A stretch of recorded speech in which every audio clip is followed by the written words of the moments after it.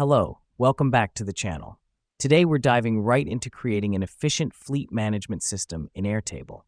This will give you a more streamlined way of keeping track of all your fleet information. Firstly, log into your Airtable account and create a new base. We'll call this Fleet Management. This serves as the foundation of your system where all your fleet data will live. Next step, it's time to create our tables.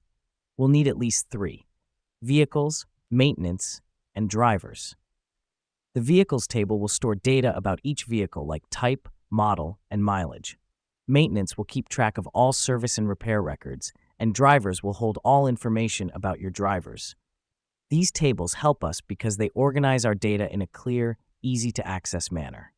Moving on, we'll set up the fields in each table. For instance, in vehicles, you can have fields like registration number, model, year, mileage, etc.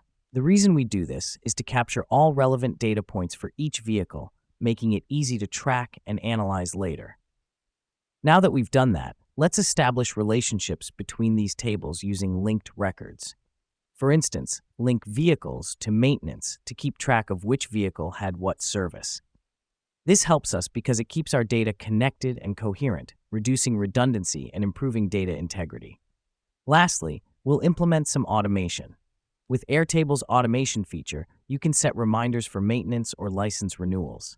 This way, you get automatic alerts, minimizing the chances of missing crucial dates. And there you have it, a basic fleet management system in Airtable. Remember, the key is in organizing and linking your data effectively and leveraging automation. Thanks for tuning in, and see you in the next tutorial.